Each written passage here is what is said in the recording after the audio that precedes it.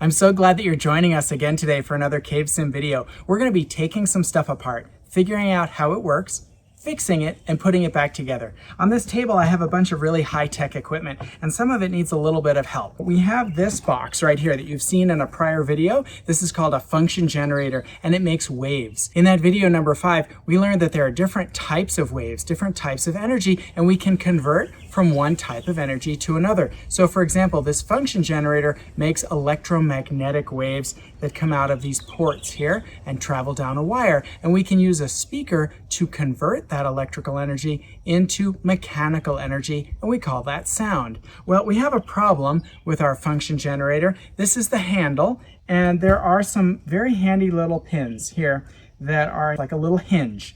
And unfortunately, one of those has broken off. And we're going to glue this back together. Glue comes in a lot of different forms. You may have used hot glue. You may have used Elmer's. It's a nice sunny day outside today. Why don't you think about what problem would we have if we used hot glue on a piece of equipment like this? Think about that for just a second. Then think about Elmer's glue. Have you glued paper together with Elmer's glue? When you bent it, what did it do? Think about that. Do you think Elmer's glue or hot glue are good choices for gluing together a plastic part like this? The answer is no. Instead, we're going to be using some very special glue. This is Loctite plastic glue. And we're going to be connecting these together not just with glue, but also with a little piece of metal. We're going to use a little screw, and I'm going to use that to hold the pin in place, just to make sure that it's not just the glue that's holding everything together. And there's only one problem. The problem is that the screw is too long, and it's going to rub on the inside of the equipment when we put the handle back on. So we're going to do something exciting today. We're going to get on our safety glasses, and we will be grinding down this screw just a little bit with this Dremel tool and a grinder bit, like you saw in our video about taking apart the carabiner. So we have our Dremel tool here and our grinder bit installed in the chuck, which is right here. I'm wearing a glove that ensures that I don't get hit with flying metal, and it also makes sure that I don't get burned. As we rub this metal, it gets very, very hot. Friction produces heat as the atoms rub together. Our goal is just to make this a little tiny bit shorter. And now when we put these pieces together and we drop the screw down in the hole, we're going to see that the screw does not stick up. Now we're going to open our epoxy. We'll get a stirring stick. This is called 2-part epoxy. And that means that it doesn't cure, it doesn't turn hard when it's in its 2 separate tubes. But when we squeeze it out of the tubes and we put it onto a surface and we mix them together, a chemical reaction starts and we get hardening of the epoxy. My assistant here has gotten me a stick for mixing. Can you show them the stick that you found? A perfect mixing stick. It's a nice warm day today, so this epoxy has very low viscosity. Viscosity is a science word. Do you want to tell them what viscosity means? It means thickness. Thickness, very good, yes. So this epoxy is very thin right now and has low viscosity. Why? Because it's so hot today. The sun has given a lot of energy to the epoxy, and it's happy to wiggle around a lot and move around.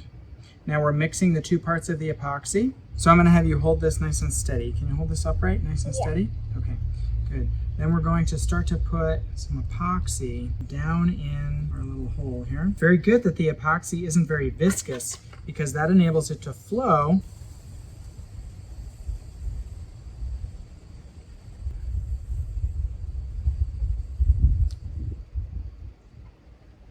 So we've successfully filled the inside of this tube with both the epoxy and that screw. And if this doesn't hold, the good news is that I can put more epoxy around inside of here. So for this next part, we've moved indoors so that you can see the screens better. We're going to be taking apart this equipment. And before we do that, I want to show you the result of our gluing project here. So we successfully got this piece glued on. I've tried to fit it into this instrument, and it is too tight, and that's because we got some glue on the outside where it's meant to rub against the socket. So I'm going to take my Dremel tool again. This time I'm going to use an attachment that is like a little piece of sandpaper.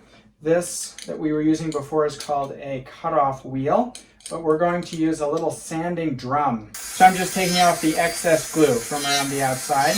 I'm being careful not to let the sandpaper stay in any one place for too long, because that will just cut a deep hole. Okay, that's fitting a little bit better. You can always take more off, but you can't put any back. I found the spot where the epoxy is highest, and I'm just actually now scraping some of that off.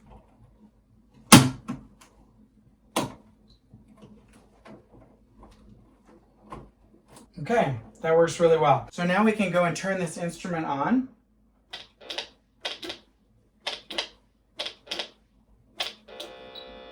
And we see it has a little bit of trouble powering up. Sometimes when I turn it on, it doesn't turn on at all. I opened it up and I discovered that there's a problem with the power supply capacitors. So today we're going to be replacing the power supply capacitors, and I'll show you what that means. Do you want to tell them what is a capacitor? What's its job? Well, it stores energy. It stores energy. Very good. The power supply capacitors are leaking electrolyte. And electrolyte is responsible, in a capacitor, electrolyte is responsible for increasing how much energy the capacitor stores. There are very thin plates inside a capacitor, and there's electrolyte between those plates. And if that electrolyte leaks out, sometimes those plates can short together. And in this case, that would probably burn out this fuse at the back here. If you have an instrument that's not as well designed, it could actually cause it to catch fire. But either way, we want our instrument to be in good working order. And we're very excited because the mailman brought a package today.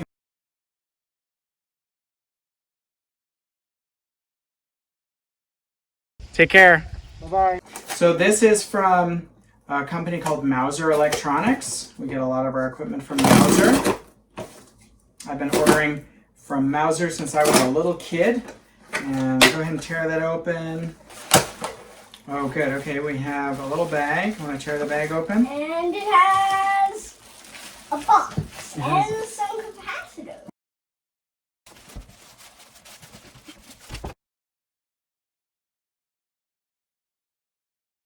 This is actually waterproof speakers that I bought. This is a waterproof speaker that I made. You've maybe seen me use this in my demo about waves and energy, but I wanted to compare my waterproof speaker to a commercially available one, so we've bought a couple of those. And then we have these things in here. You want to tell them what these are? They're capacitors. Capacitors. These are pretty large capacitors. Capacitors are measured in farads. These are 10,000 microfarad capacitors. And we're going to make sure we have our equipment unplugged. I'll take the back off of this. So I used to work for the company that makes this equipment. A long time ago, it was part of HP, and then it was called Agilent after that, and it is now called Keysight.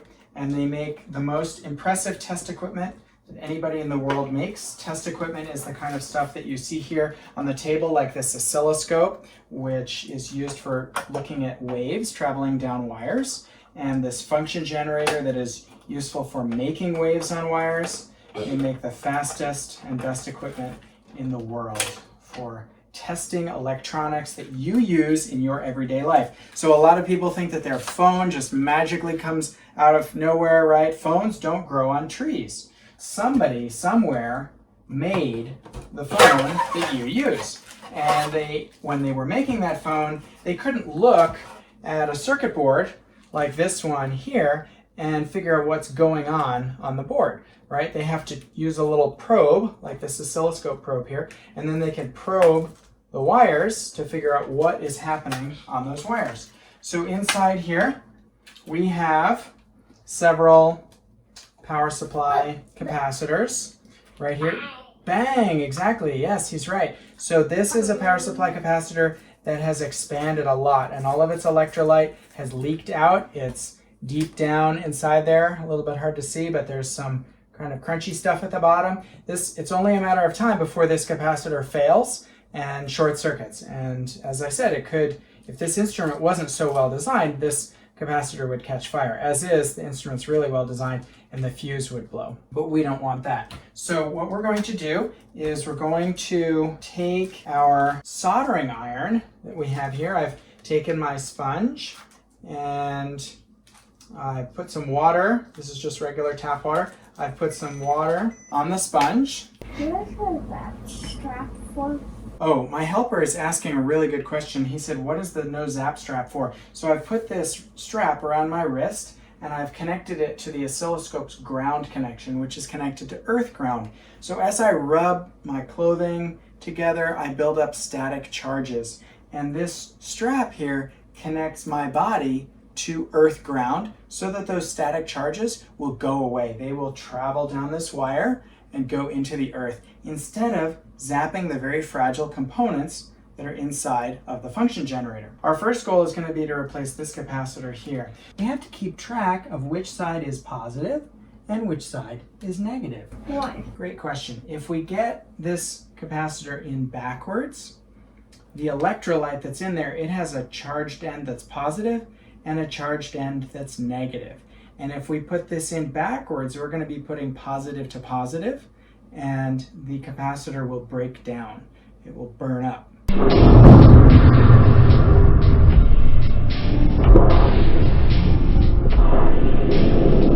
Because it's easier for the electrons to jump across when the electrolyte is the wrong way. When the electrolyte is the correct direction, then the electrons can't jump across those metal plates. We're going to take our solder sucker. This is a very handy piece of equipment. Once the solder is hot, we're going to use the solder sucker to, like a vacuum cleaner, lift the solder up off the board. Lift the molten solder up off of the circuit board. We're applying a lot of heat. This soldering iron is very, very hot, and we get it nice and hot, and then we come in here and push this little button. And we're going to do the same thing on this other terminal right here. We have to be nice and careful of the wires on the board. Those wires are called traces. They don't really look like wires. They just look like little highways on the board. Those are called traces. They carry electricity. We want to be very careful not to hurt the board. A capacitor like this has a lot of metal in it, so it takes a while for it to heat up. You notice I'm pushing down on this. I'm storing energy inside of here by latching it. And when I push this button, all that energy is released and it sucks air up into the solder sucker. So now we've removed most of the solder. I'm going to come from this side over here and continue to apply a little bit of heat to work that part out. The green material is just a colored epoxy that's used on the surface as an insulator. And the board itself, under the green, if you could take away all the green, you would see a tan color. And that tan color is a fiberglass material. Okay, so we've successfully gotten this capacitor out, and you can see that the casing, this is just a shrink tube here, the casing has burst. And around the bottom here, we see this sort of brown, crusty stuff. That is some of the electrolyte that has leaked out of this capacitor. This capacitor is a 25 volt capacitor. That means that it won't break down with 25 volts across it. And it is 10,000 microfarads. This one here is a 10,000 microfarad 35 volt capacitor.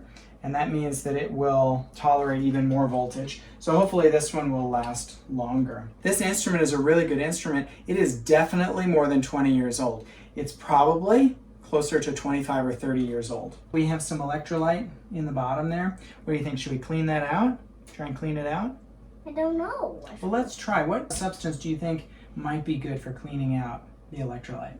What is electrolyte? An acid or a base? Good question. We'll have to look that one up and we'll report back to our viewers. The very first capacitor electrolyte was made of borax, which is a mild base that you can use to clean your house. Borax is still used in capacitors today, but there are now many different types of electrolytes used, so it's hard to say exactly what's on our board. We're going to try an all-purpose electronics cleaner. One is shorter than the other. One is shorter than the other. That's very good. Which is positive, negative. Good. Which one is shorter? The negative. The negative is shorter. Yes, this tells us which one is positive and which one is negative. Why are they so long? Why are the leads so long? That's a great question. The reason the leads are so long is that when you put these capacitors in, you can put them in lying down or standing up. If you put them in standing up, you don't need very long leads. If you put them in lying down, the leads have to bend over the end.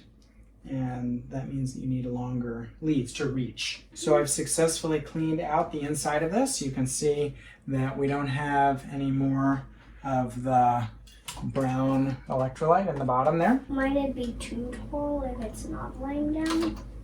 It might be, yep, and that is why we have to choose the right size capacitor, right? The right physical size. So when I ordered these capacitors from Mauser, I was very careful. I looked at the dimensions of the capacitors, and I made sure that I understood how big they were physically in addition to how big they are electrically. So I'm going to go ahead and bend these leads over. That will hold the capacitor firmly in place while I solder it. And then we'll go and cut off the extra. We're using solder here that has no lead in it. It used to be the case that a lot of things were built with solder that had lead. We believe in taking care of the earth, so we've switched over to using lead-free solder. Why is lead bad for the earth? Good question. Lead, when it gets into our bodies, binds with our brains in a way that impacts our cognitive abilities. It's also bad for a lot of creatures, for example, fish. So I've discovered that we need to bring out the big guns, literally.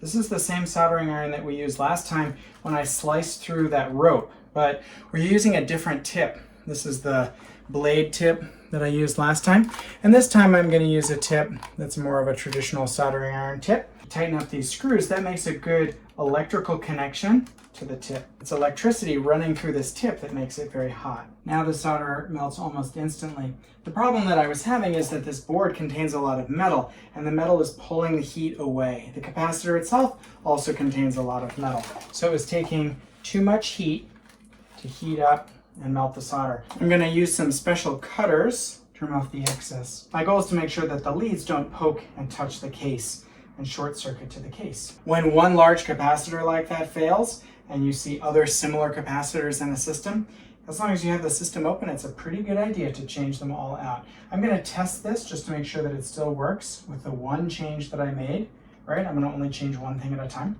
Yep, that still works. That's good. So now I'm going to go and replace the other capacitors that are nearby.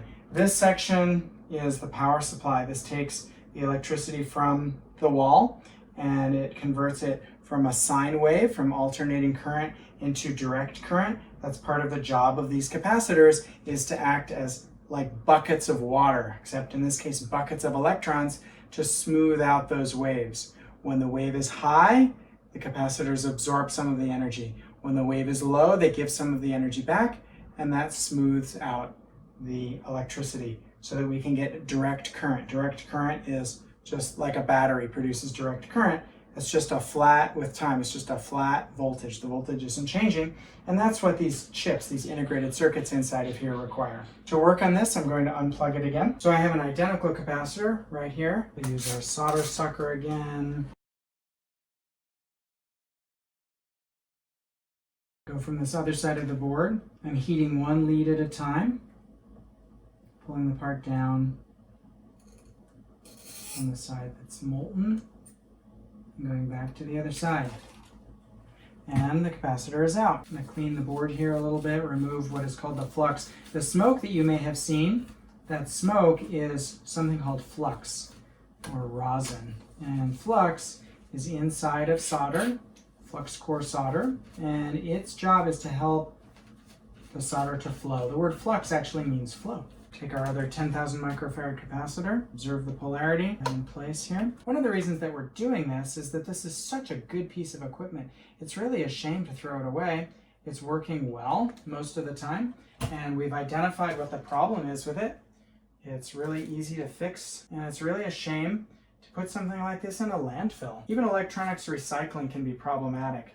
We have this idea in our heads that electronics recycling is perfect and that everything gets used again, and that's really not the case. Most of the plastic gets burned off, and it's just really the metal that's recovered, and it's a very messy process, and it's a process that has a fairly high environmental consequence that we don't think about. A lot of the electronics that we think we're recycling actually do end up in landfills as well. So whenever I can, I'm careful to fix things. Of course, we do have waste here, right? Like these leads that I've trimmed off. Sometimes I use those as jumper connections, in the circuits that I make for CaveSim. Other times I do have to recycle those, and I work with Blue Star Recyclers, which is here in Colorado Springs. I'm also suspicious of this capacitor right here. It has some electrolyte leaking, it looks like, leaking out of the bottom right in there. So I'm going to go ahead and remove that one as well.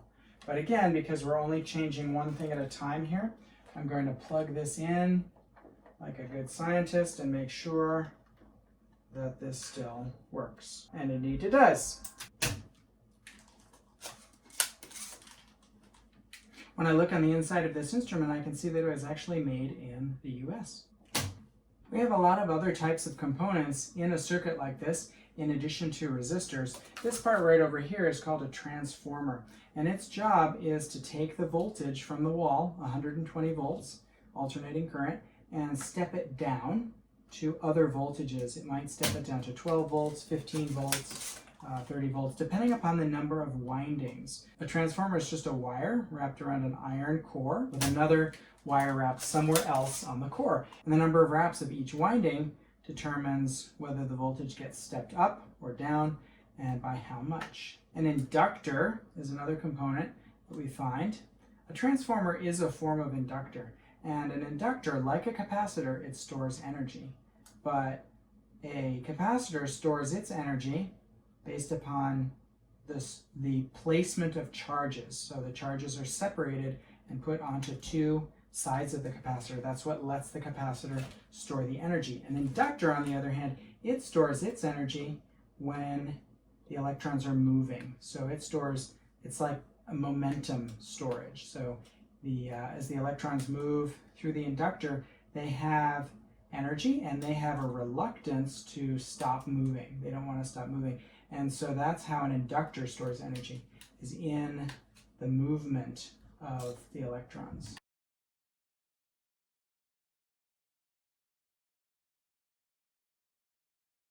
One of the things that I did a while back is that this fan right in here, which keeps the instrument cool, it had worn out. The bearings, there are little tiny ball bearings inside of fans like this, and these had worn out, and so it was making a terrible, terrible noise. And so I was worried that the fan was going to do what's called seize up and not work anymore. When you work with electricity, even if it's low voltage, you produce some waste heat. So this instrument is converting from alternating current to direct current, and then it's producing these waveforms. In the process of doing that, it is making waste heat. These things here are called heat sinks, and they wick the heat away from the sensitive integrated circuits that are down there on the board. And this fan pulls air over those heat sinks to go ahead and pull that hot air out to create a gradient, which means a slope of heat, a heat slope, a heat gradient, where the heat wants to come up, to go up and out of the instrument and cool those parts so that they can work properly. The solder acts as a mechanical connection as well as an electrical connection. So I have to make sure I have good mechanical connection between my capacitor, which is actually a very heavy object, and the board. I had a friend who used to enjoy dropping his phone on the ground just to show how tough it was. And I explained to him that what he was doing by doing that was every time he dropped it, he was imparting a shock onto the big heavy parts, especially the big inductors on the board, and that eventually those would crack and fall off. So he was introducing little tiny micro cracks in the solder joints. You think you can drop your piece of electronics, and you can do that a certain number of times. It's actually rated for a certain number of drops. And after that, it is all over. You'll have parts falling off your board. This kind of board here has a combination of through hole, which is what I was working on, right? We poked the leads through the holes in the board, and surface mount. Surface mount means that the leads don't actually go through the board, they sit on top of the board. If you're going to work on electronics like this, especially anything with a wall connection, it's very important to have an adult with you and to follow some very basic safety procedures. So, obviously when I turn this on, I'm keeping my fingers away from all of the connections on the inside of the instrument. Good, so that works. Great, so we have successfully replaced all 3 of the suspect capacitors. We're going to go ahead and look a little bit more at this instrument, and then we'll put it together again. On this board, we have some components from some manufacturers that you might be familiar with: Texas Instruments, Raytheon, Motorola, Toshiba. There's a part right here that was made right here in Colorado Springs by some of the people that I used to work with. That's this part right here. And so these parts on this board, they did not fall out of the sky, just like this instrument. These parts were made by real people. And inside of these little black cases here, inside these integrated circuits, there are hundreds of thousands, in some cases millions, of little transistors, little electronically controlled switches. Right here, we have some relays. And a relay is also an electronically controlled switch, but it has a moving part. A transistor has no moving parts. Whereas a relay, it's like a light switch, except it's controlled by a magnet. This cable right here is called a coaxial cable, and it's sort of like a guide.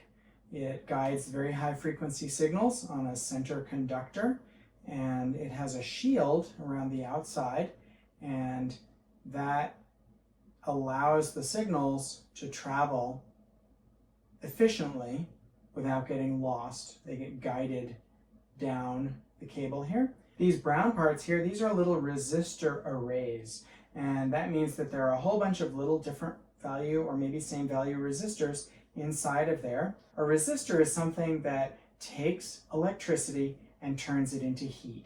It may be a little tiny bit of heat, but it turns it into heat. That limits the flow of electricity. And you can use resistors for all kinds of things. You can use them just to make heat. You can use them to divide voltage down.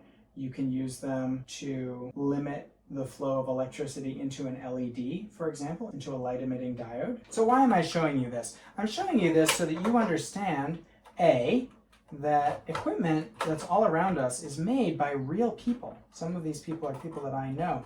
And you, if you are excited about making cool things that can help other people, you can grow up to become one of those people as well. You can become an electrical engineer or a mechanical engineer. And the other reason I'm showing you this is that I want you to understand that you don't have to throw stuff out when it doesn't work. You can figure out how it works, and you can go ahead and try and repair it.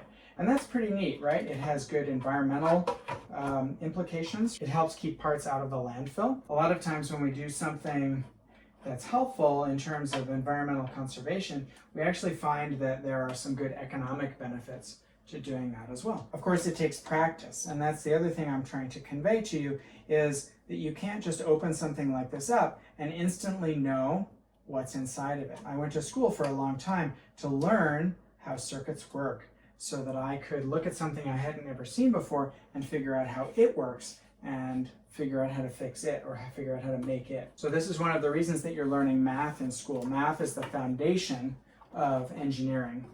Don't tell your math teacher this, but I used to not like math until I discovered that it was really, really important and necessary for the engineering work that I wanted to do. And as soon as I figured out that I couldn't do the cool stuff I wanted to do without math, all of a sudden I started to like math and enjoy it.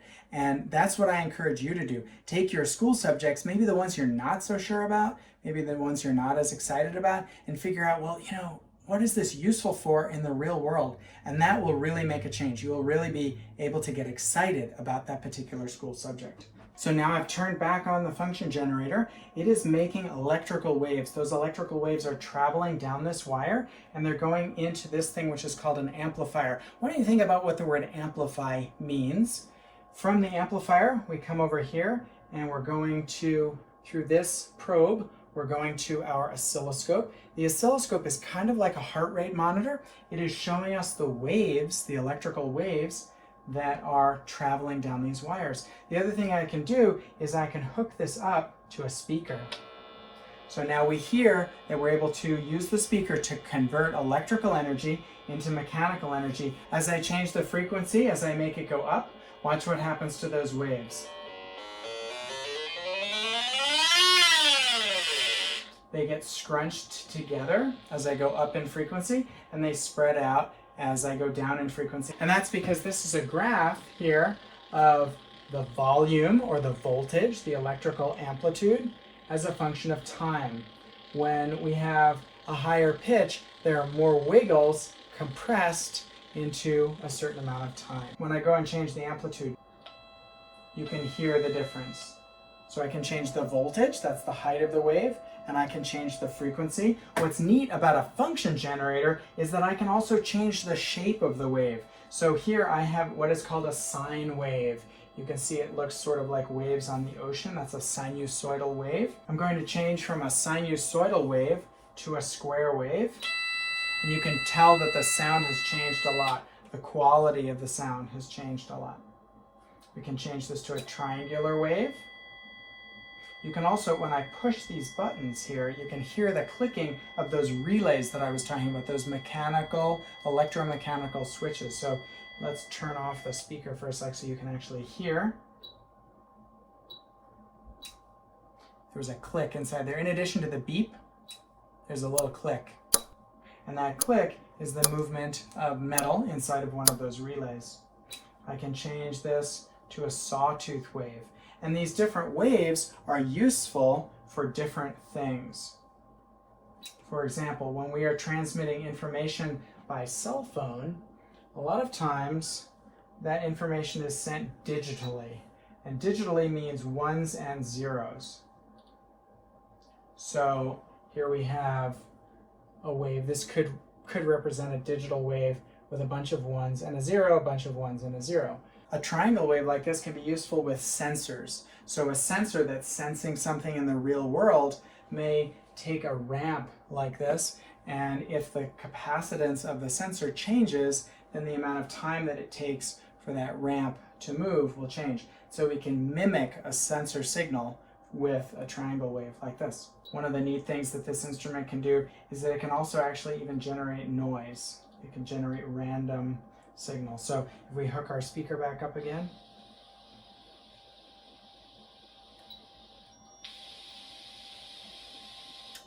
you can hear what sounds like the ocean. That is the instrument just making random noise. And you can see that random noise now on the screen. That is really helpful when you're testing your system. There's all kinds of noise out in the world. And if you make some kind of communication system, you need to be able to test it to see if it's good at getting rid of the noise, ignoring the noise. And so an instrument like this, a function generator like this, can produce noise to try and trick your system to see if your system can handle the noise. This wave here is called an exponential. And if you took a capacitor, like we have here, and you put a resistor across the capacitor, it would discharge in the same shape as this exponential. So this instrument here is able to mimic the charging and discharging of capacitors when connected to resistors. These are just a couple of things that this awesome little box can do. I use this when I go to schools to show students about how waves can be converted from one type of energy to another. So if you get into an engineering career, don't forget that Keysight, which used to be HP and then Agilent, Keysight makes really, really good equipment for testing circuits. And this piece of equipment right here is called an oscilloscope. This is a function generator. We were talking about my amplifier. You saw that in a previous video, but I was asking you what you think the word amplify means. Amplify means to make bigger. So I made this little audio amplifier here to convert from a small electrical signal into a larger electrical signal to drive this speaker.